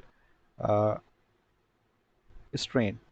ठीक है, और वो जो अलोंग द लेंथ होगा वायर के, ये क्या कहलाएगा, एक्सियल डायरेक्शन कहलाएगा, यानी कि वो डायरेक्शन जो कि वायर के एक्सिस से गुजर रही हो। ठीक है, तो वायर के एक्सिस पे जो फोर्स अप्लाई हो रही होगी तो उसकी वजह से क्या होगा, इसकी लेंथ में चेंजिंग आएगी, यानी कि ये डेल्टा एल अपॉन एल हो जाएगा। और जो लेटरल फोर्स होगी या जो लेटरल वेरिएशन आएगी बिकॉज ऑफ, जब ये लेंथ में बढ़ेगा तो डेफिनेटली इसकी डायमीटर छोटा हो जाएगा। तो डायमीटर छोटा होगा इसका मतलब वो लेटरली छोटा हो रहा है। सही। तो ये क्या होगा, ये डेल्टा डी अपॉन डी हो जाएगा। और ये किसके बराबर होता है, म्यू के बराबर होता है। और ये म्यू क्या कहलाता है, ये म्यू पॉइजन रेशियो कहलाता है, यानी कि strain in lateral direction divided by strain in the axial direction. So the ratio of these two values is called Poisson's ratio. ठीक है, ओके। अब हम इसको थोड़ा सा अरेंज कर लेते हैं और डेल्टा डी अपॉन डी को एक तरफ लिख लेते हैं, तो ये क्या मिल जाएगा हमें, mu delta L upon L मिल जाएगा। सही है जी। तो इस डेल्टा डी अपॉन डी को हम क्या करते हैं, सब्सटीट्यूट कर देते हैं, कहाँ पर, अपनी पिछली वाली इक्वेशन में। ठीक, जब इसको हम सब्सटीट्यूट करेंगे तो हमें क्या मिल जाएगा, ये वाली एक्सप्रेशन मिल जाएगी। R S is equals to rho L delta L upon L pi by four D square one, और यहाँ पे क्या आ जाएगा, टू पहले मौजूद था। ठीक है, और ये mu delta L upon L, तो ये mu delta L upon L यहाँ पे आ गया। सही है जी। इस डेल्टा डी अपॉन डी को हमने किससे रिप्लेस कर दिया है, mu delta L upon L से रिप्लेस कर दिया है। Okay, this is the same formula. इसको हम क्या करते हैं, ठीक है, ये वही वाला फार्मूला है जो पीछे हमने देखा है। ठीक है, इसको हम रेशनलाइज करते हैं। इससे मुराद क्या, हम इसको मल्टीप्लाई और डिवाइड करेंगे डिनोमिनेटर की इस वाली वैल्यू से। सही, जिसके बीच में हमारे पास प्लस या माइनस आ रहा है। अच्छा जी, जब इसको हम रेशनलाइज करेंगे तो क्या करेंगे, इसको मल्टीप्लाई डिवाइड कर देंगे by its centre opposite sign, plus से, यहाँ माइनस था, इसको हमने प्लस से मल्टीप्लाई डिवाइड कर दिया। तो इट्स वेरी सिंपल, क्या जो डिनोमिनेटर हैं ये दोनों, ये क्या बन रहे हैं, ए माइनस बी ए प्लस बी। तो फार्मूला क्या बन जाएगा, ए स्क्वायर माइनस बी स्क्वायर का फार्मूला मिल बन जाएगा नीचे। और ऊपर हम सिंपली क्या करेंगे, इन दोनों को मल्टीप्लाई कर देंगे नॉर्मली, तो हमें ये मिल जाएगा। ठीक है, अब हम इसको सिंप्लीफाई करते हैं। जब सिंप्लीफाई करेंगे थोड़ा सा तो हमें ये वाली एक्सप्रेशन मिल जाएगी। ठीक है, we will get this expression after the simplification. ठीक है, तो I hope it's very easy, आप लोग आराम से कर लोगे, इसमें कोई मसला नहीं होगा। ठीक है, हमें ये मिल जाएगा। अब चूंकि डेल्टा एल बहुत छोटा है तो हम डेल्टा एल की जो हायर पावर है, ठीक है, इसको हम क्या कर सकते हैं, इग्नोर कर सकते हैं। ठीक है, तो इसीलिए हमने क्या किया, डेल्टा एल की जो हायर पावर वाली जो टर्म्स थी उसको हमने क्या कर दिया, इग्नोर कर दिया। तो जब हम इसको इग्नोर करेंगे डेल्टा एल वाली पावर की जो टर्म थी, तो हमारे पास ये वाला जो पोर्शन होगा म्यू वाला, ये पूरा पूरा गायब हो जाएगा, यहाँ पे सिर्फ वन रह जाएगा। वन रहने का मतलब डिनोमिनेटर में आप कुछ रहा ही नहीं। ठीक है, तो हमें क्या मिल जाएगी, अब ये वाली एक्सप्रेशन मिल जाएगी। तो ये क्या बन गया, raw L divided by pi by four D square one plus to pi delta L upon L plus delta L upon L. ठीक है, यहाँ से हम क्या करते हैं, इन दोनों में से हम delta L upon L common निकाल लेते हैं। हमने कॉमन निकाल लिया तो हमें ये वाली एक्सप्रेशन मिल जाएगी। अब थोड़ा सा क्या करेंगे, हम इसको यहाँ पर अरेंज किया है, और वो क्या किया है, सिर्फ वन को हमने पहले लिख दिया है, टू म्यू को हमने बाद में लिख दिया है। सही है, और कुछ नहीं किया हुआ। ओके, नेक्स्ट हम क्या करते हैं, हम इस टर्म को मल्टीप्लाई कर देते हैं with one and with this term, तो हमें ये वाली एक्सप्रेशन मिल जाएगी। R S is equals to rho L upon pi by four D square plus rho L upon pi by four D square into delta L upon L one plus two mu. ठीक है, okay. ये वही वाली expression है जो last expression हमने देखी है। ठीक, सिंस फ्रॉम इक्वेशन 13.3, ये पीछे हमने देखा था किसकी, रेजिस्टेंस की एक्सप्रेशन। ठीक है, ये आप पीछे जाके देख सकते हैं, R is equals to rho L upon pi by four D square था। ठीक है, आर इसके बराबर है, तो इसका मतलब क्या हुआ कि ये जो आप देख रहे हो ये और ये both are same, rho L upon pi by four D square, तो इसका मतलब इसको हम क्या कह सकते हैं, इट कैन बिकम आर। ठीक है, ये आर से रिप्लेस हो सकता है। तो इसीलिए आप देख रहे हैं कि यहाँ पर जो आर एस है, यानी कि ये जो आर एस है, ठीक है, इसके इस पोर्शन को हमने किससे रिप्लेस कर दिया, बाय आर रिप्लेस कर दिया, और फिर प्लस, ठीक है, ये जो कुछ भी है, सही है, आर एस बेसिकली क्या था, R S is equals to original resistance plus change in resistance. ठीक है ना, क्योंकि आर एस से पहले नॉर्मल रेजिस्टेंस मौजूद थी, यानी कि आर मौजूद थी। तो आर एस का मतलब क्या हुआ कि ये रेजिस्टेंस ड्यू टू स्ट्रेन है, यानी कि चेंजिंग आई होगी। तो चेंजिंग किस में आई होगी, ओरिजिनल आर में आई होगी। तो ओरिजिनल आर में हमने क्या किया, इसलिए यहाँ पे प्लस डेल्टा आर कर दिया। अभी डेल्टा आर पॉजिटिव भी हो सकता है और ये नेगेटिव भी हो सकता है, सही। तो इसीलिए हमने क्या किया, जो आर एस है इसको हमने आर प्लस डेल्टा आर का नाम दिया, बिकॉज ये वाला पोर्शन जो है या जो ये टर्म है इसकी ये आर के बराबर है, वो हमने फॉर्मूला देख लिया नीचे। ठीक है, पहले भी हमने देखा हुआ है। और ये जो टर्म होगी इसका मतलब किसके बराबर होगी, it must be equal to delta R, यानी कि चेंज इन रेजिस्टेंस के बराबर होनी चाहिए। जब ये दोनों आपस में मिलेंगे तो क्या होगा, रेजिस्टेंस बिकॉज ऑफ स्ट्रेन आएगा हमारे पास एक्सप्रेशन। ओके, तो हमने इसीलिए यहाँ पे क्या लिखा हुआ है, R S is equal to R plus delta R, because this R is replaced has replaced this term and this delta r has replaced this term। Okay, तो यहाँ पर ये मेंशन किया हुआ है कि delta R is equals to rho L upon pi by four D square delta L upon L और फिर वन प्लस टू म्यू। ठीक है जी, ओके।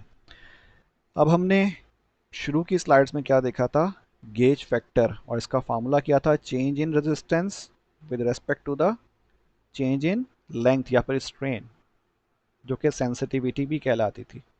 ठीक है, यानी कि रेजिस्टेंस में कितना चेंज आता है बिकॉज ऑफ द स्ट्रेन। अगर ज़्यादा चेंज आ रहा है रेजिस्टेंस में, इसका मतलब सेंसिटिविटी क्या है, ज़्यादा, यानी कि गेज फैक्टर ज़्यादा है इसका। तो it's very simple, delta R upon R, तो हमारे पास डेल्टा आर क्या है, ये है, और आर ये है, यानी कि ये आर हो गया, ये डेल्टा आर हो गया। तो हम इन दोनों को डिवाइड कर देंगे आपस में, ठीक है ना, यानी कि डेल्टा आर अपॉन आर कर देंगे, डेल्टा आर को हम पहले लिख देंगे। ठीक है, यानी कि सॉरी,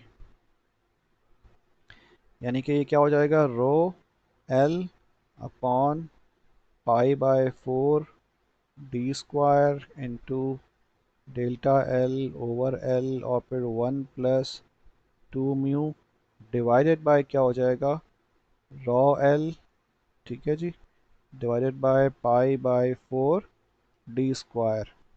तो ये और ये तो आपस में कैंसिल आउट हो जाएंगे, सिर्फ क्या रह जाएगा, ये रह जाएगा, यानी कि सिर्फ इतना सा पार्ट रह जाएगा या फिर ये पार्ट रह जाएगा। तो ये इसलिए यहाँ पे ये लिखा हुआ है divide by delta L upon L. ठीक है, अब देखें इसमें भी जो है डेल्टा एल अपॉन एल ये आपस में कैंसिल आउट हो जाएंगे, तो क्या बच जाएगा, सिर्फ वन प्लस टू म्यू रह जाएगा। इसीलिए यहाँ पर k is equals to one plus two mu लिखा हुआ है, और k is the sensitivity of the material to the strain. ठीक है, तो अगर हमारे पास कोई भी मेटालिक वायर होगा उसकी हमें सेंसिटिविटी मेजर करनी है टू द स्ट्रेन, सही, तो उसका फार्मूला क्या है, वन प्लस टू म्यू है, और म्यू आपको याद है ये क्या चीज़ होती है, ये पॉइजन्स रेशियो होती है।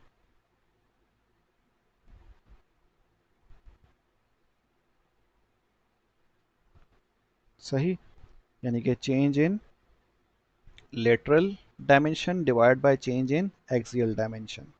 ठीक है, तो k is equal to 1 plus 2 mu के बराबर है।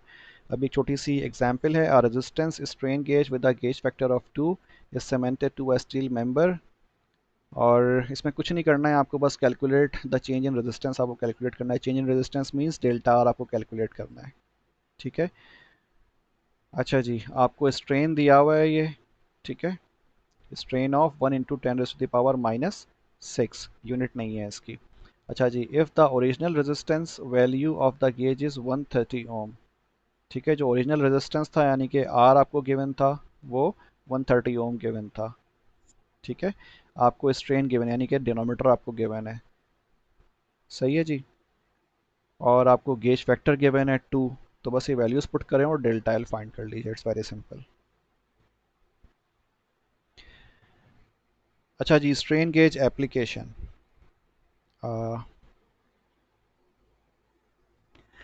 अच्छा जी, अब इस स्ट्रेन गेज को हम एज अ सेंसर इस्तेमाल कैसे कर सकते हैं? ठीक है, इसको हम अप्लाई कैसे कर सकते हैं? तो यहाँ पे आप एक स्ट्रेन गेज की एप्लीकेशन सर्किटरी देख रहे हो जो कि इनपुट पे लगा हुआ होगा। और अगर आपको याद हो, जब हम इंस्ट्रूमेंटेशन एम्पलीफायर पढ़ रहे थे, ठीक है, तो उसमें हमने एक ब्रिज सर्किट इस्तेमाल किया था। और उसमें जो है इसी किस्म का सेटअप हमारे पास मौजूद था, जिसमें स्ट्रेन गेज या फिर आई थिंक नो उसमें टेम्परेचर सेंसर लगा हुआ था। तो यहाँ पर जो है स्ट्रेन गेज यानी कि आप प्रेशर मेजर करोगे। ठीक है, या प्रेशर की वजह से जो स्ट्रेन डेवलप होगा वो मेजर करोगे। अच्छा, अब कॉन्फ़िगरेशन आप देख रहे हैं, यहाँ पे R1 मौजूद है, R2 मौजूद है, दो अपोजिट आर्म्स में। ठीक है, और आपको क्या करना होगा, इस ब्रिज को बैलेंस करना होगा। ठीक है, prior to the application of any pressure. सही। अच्छा, तो R1 R2 इसी तरह ये एक्टिव गेज है और ये डमी गेज है। ठीक है, तो अब इस बात का ध्यान रखिए कि हमारे पास जो आउटपुट है before the application of any kind of pressure, यहाँ पे आउटपुट V कितना आना चाहिए, 0 वोल्ट आना चाहिए। और वो कब पॉसिबल होगा, जब R1 upon R2 is equal to RA upon RD हो जाएगा। RA एक्टिव गेज है और RD जो है वो डमी गेज है। ठीक है, कि देखें ना, ये जो स्ट्रेन गेज लगा हुआ है इसकी रेजिस्टेंस होगी, हम रेजिस्टेंस ही मेजर कर रहे होंगे। सही। और हमने यहाँ पे क्या अप्लाई किया हुआ है, सोर्स अप्लाई किया हुआ है इसके इन दोनों टर्मिनल्स के ऊपर। तो यहाँ पर हमारे पास क्या होना चाहिए, गैल्वानोमीटर होगा या वोल्ट मीटर होगा, कुछ भी हो सकता है इधर। सही। और जब ये ब्रिज बैलेंस होगा, इसका मतलब आर ए और आर डी, R1 R2 इनके रेशियो क्या होंगे, इक्वल होंगे। अब फर्ज कर लीजिए शुरू में ये बैलेंस थे। ठीक है, हम क्या करते हैं, इस एक्टिव गेज के ऊपर हम प्रेशर अप्लाई करते हैं या इसको हम स्ट्रेन अप्लाई करते हैं। ठीक है, हम इस पे स्ट्रेन अप्लाई करते हैं, इसको हम खींचते हैं। तो क्या होगा, ये ब्रिज डिसबैलेंस हो जाएगा, बिकॉज इसकी खिंचाव की वजह से क्या होगा, इसकी रेजिस्टेंस चेंज होगी। जब रेजिस्टेंस चेंज होगा तो क्या होगा, इसके अक्रॉस वोल्टेज ज़्यादा ड्रॉप होगा। जब वोल्टेज ज़्यादा ड्रॉप होगा तो इन दोनों टर्मिनल्स पे यानी कि टर्मिनल ए और टर्मिनल बी के दरमियान जो वोल्टेज होगा अब वो ज़ीरो नहीं रहेगा, अब वो चेंज होगा। और ये चेंजिंग किसके रिस्पेक्टिव से होगी, किसके रिस्पेक्ट से होगी, चेंज इन या अप्लाइड स्ट्रेस की वजह से होगी, या फिर अप्लाइड स्ट्रेन की वजह से होगी, या फिर डेवलप स्ट्रेन की वजह से होगी। किसमें, इस एक्टिव गेज में। सही है जी। तो याद रखें कि जब हम फोर्स अप्लाई करते हैं या स्ट्रेस अप्लाई करते हैं या स्ट्रेन अप्लाई करते हैं तो वो कहाँ करते हैं, एक्टिव गेज के ऊपर अप्लाई करते हैं। ये जो डमी गेज है ये हमने सिर्फ बैलेंसिंग के लिए रखा हुआ है। क्यों बैलेंसिंग के लिए रखा हुआ है, इस डमी गेज के ऊपर हम कोई प्रेशर अप्लाई नहीं करेंगे। सही है। उसकी वजह क्या है कि देखें, अगर हम लेट सपोज यहाँ पर इस डमी गेज की जगह पर अगर हम एक नॉर्मल रजिस्टर अप्लाई करते, ठीक है, ये R3 हो जाता। तो अब होता क्या है कि जब टेम्परेचर चेंज होता है तो वायर की रेजिस्टेंस क्या होती है, चेंज होती है। ये R1 R2 और R3 किसी और मटेरियल के बने हुए होते हैं। और इन रजिस्टर की जो मटेरियल होता है उस पर टेम्परेचर का इतना ज़्यादा इफेक्ट नहीं होता अगर थोड़ी बहुत चेंजिंग आए। लेकिन चूंकि ये जो वायर है ये लंबा है काफ़ी, इसकी लेंथ ज़्यादा होगी, इसकी थिकनेस कम होगी, तो जब टेम्परेचर में वेरिएशन आएगी तो इसकी रेजिस्टेंस में भी वेरिएशन आ जाएगी। सही है। तो इसका मतलब क्या हुआ कि ऐसी सूरत में इसको बैलेंस करना बहुत मुश्किल था, क्योंकि इसकी जो रेजिस्टेंस थी एक्टिव गेज की वो कंटिन्यूसली वेरी हो रही होती because of the applied temperature या इन्वायरमेंटल टेम्परेचर की बिना पर। जबकि R1, R2 और R3 इनकी रेजिस्टेंस में कुछ खास फर्क नहीं पड़ता, लेकिन जो फर्क पड़ेगा रेजिस्टेंस पे वो इस एक्टिव गेज की रेजिस्टेंस पे फर्क पड़ेगा। तो इसका मतलब क्या हुआ कि हम इसको हर टेम्परेचर पे इस्तेमाल नहीं कर सकते, मींस एम्बिएंट टेम्परेचर पे जो आमतौर पे होता है या नॉर्मल कंडीशन में वेरी कर रहा होता है from 10 degree Celsius up to 40 degree Celsius. तो इस R1, R2, R3 में तो कुछ खास फर्क नहीं पड़ता, तो ये इतने सेंसिटिव नहीं होते, लेकिन जो एक्टिव गेज है ये सेंसिटिव होगा ज़्यादा। तो इसी वजह से हमने क्या किया, हमने यहाँ पे दो गेजेस लगाए, एक को हमने डमी रखा और एक को हमने एक्टिव रखा। एक्टिव इसलिए कह रहे हैं बिकॉज हम इस एक्टिव के ऊपर प्रेशर अप्लाई करेंगे, जबकि डमी के ऊपर हम कोई प्रेशर अप्लाई नहीं करेंगे। ये डमी सिर्फ इसलिए है ताकि ये बैलेंस ठीक हो जाए। ठीक है ना। होगा क्या कि R1 और R2 का रेशियो और RA और RD का रेशियो, अब अगर टेम्परेचर चेंज होता है तो आर ए भी चेंज होगा और कॉरेस्पॉन्डिंगली आर डी भी चेंज हो जाएगा, बिकॉज बोथ आर गेजेस। ठीक है, स्ट्रेन गेजेस, ये भी स्ट्रेन गेज है और ये भी स्ट्रेन गेज है, ये आर ए स्ट्रेन गेज है, आर डी भी स्ट्रेन गेज है, और दोनों सेम प्रॉपर्टीज़ के हैं, सेम मटेरियल से बने हुए हैं। ठीक है, और इनको आपने एट द सेम टेम्परेचर ये बैलेंस भी किया हुआ है इसको आपने। अब जब आर ए में फ़र्क पड़ेगा तो आर डी में फ़र्क पड़ेगा, मीन्स रेशियो सेम वेरिएशन आएगी एक तरह से। ठीक है, ओके। तो इसी वजह से हम क्या करते हैं, हम दोनों जो हैं गेजेस ही इस्तेमाल करते हैं ताकि टेम्परेचर का इफ़ेक्ट जो है वो हमारी मेजरमेंट में शामिल नहीं हो, और ये जो ब्रिज है नॉर्मल कंडीशन में ये क्या हो, बैलेंस ही रहे। ठीक है।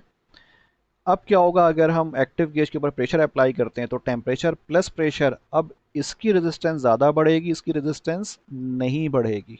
ठीक है, इसकी रेजिस्टेंस में इंक्रीमेंट आएगी, इसकी रेजिस्टेंस में कोई वेरिएशन नहीं आएगी। तो हमारे पास आउटपुट पे क्या होगा, वोल्टेज चेंज हो जाएगा। ठीक है, अब ये ब्रिज बैलेंस नहीं रहेगा। तो यही चीज़ जो है यहाँ पर थ्योरी में एक्सप्लेन की हुई है पूरी की पूरी, जो कि मैंने अभी आपको समझा दिया है। बट स्टिल मैं इसको रीड आउट कर देता हूँ हर पॉइंट को। It is normally use in a bridge arrangement in which the gauge forms one arm of the bridge. ठीक है, ये एक आर्म बना हुआ है गेज का। ठीक है, ये वाला एक आर्म है। ठीक है, this is the arm. Okay, only one of the gauges in is an active element producing an output proportional to the strain, right? The other dummy gauge, passive, is not strained but simply balances the bridge compensation. ठीक है जी। जो दूसरा हमारे पास gauge है जिसको हमने passive strain का नाम दिया है, ठीक है, जिसको पैसिव गेज का नाम दिया हुआ है, या डमी गेज है, वो पैसिव है, यहाँ पे वो एक्टिव नहीं है। ठीक है, इसको हम स्ट्रेन में लेके नहीं आएंगे, इसके ऊपर कोई प्रेशर अप्लाई नहीं करेंगे, but simply balances the bridge, या कंपनसेशन भी कह सकते हैं इसको आप, सिर्फ बैलेंसिंग के लिए इस्तेमाल हो रहा है। Since the resistance of the fine wire element is sensitive to temperature as well as stress variation. ठीक है, चूंकि जो फाइन वायर होता है वो टेम्परेचर और प्रेशर दोनों के लिए सेंसिटिव होता है। Any change in temperature will cause a change in the bridge balance condition. तो कोई भी टेम्परेचर में वेरिएशन आएगी तो उसका इफेक्ट क्या होगा, जो ब्रिज होगा उसकी बैलेंस कंडीशन चेंज हो जाएगी। सही है। This effect can cause error in the strain measurement, और इसकी वजह से क्या होगा, जो स्ट्रेन हम मेजर कर रहे होंगे उसमें एरर आ सकता है। ठीक, there by affecting the accuracy. Hence, when temperature variations are significant, compensation must be made by dummy gauge. तो उन इलाकों में जहाँ पर टेम्परेचर बहुत ज़्यादा वेरी कर रहा होगा और आपने मेजरमेंट करनी हो प्रेशर की, तो फिर उन एरियाज़ में हम जो सेकंड जो हमारे पास, या जो थर्ड हमारे पास रेजिस्टेंस होगा उसकी जगह पर हम डमी गेज अप्लाई करेंगे, because it is placed in the same temperature environment as the active gauge but not subjected to strain. ठीक है। If the two resistors R1 and R2 have negligible temperature coefficient, the bridge retains its balance under conditions of no strain. सही है, at any temperature within its operating range. However, one of the two gauges is mounted so that its sensitivity direction is along the direction of strain. तो ये बात जहन में रखें कि ये जो आप एक्टिव गेज देख रहे हैं, ठीक है, इसको हम अटैच करेंगे किसके साथ? उस सरफेस के साथ जिसमें स्ट्रेन डेवलप हो रहा होगा, ठीक है। और इसकी जो डायरेक्शन होगी वो क्या होगी? In the direction of the strain होगी, ठीक है। इसको हम इस तरह से अटैच करेंगे ताकि जो फोर्स अप्लाई हो वो इन एरोस की डायरेक्शन में अप्लाई हो, ठीक है। तो इससे क्या होगा? इसमें स्ट्रेन आएगा, इसकी लेंथ में इजाफा होगा और फिर ये सेंसिटिव, इसकी जो सेंसिटिविटी है, ठीक है, वो रिस्पॉन्ड करेगी किस सूरत में? चेंज इन रेजिस्टेंस की सूरत में। Okay. Since only one gauge responds to the strain causes bridge unbalance just as in the case of a single gauge. ठीक है जी। तो इट्स वेरी सिंपल। अच्छा जी, अब ये टाइप्स हैं स्ट्रेन गेजेस की, ये अब हम नेक्स्ट टाइम करेंगे, यानी कि इंशाल्लाह कल। Okay, thank you ji.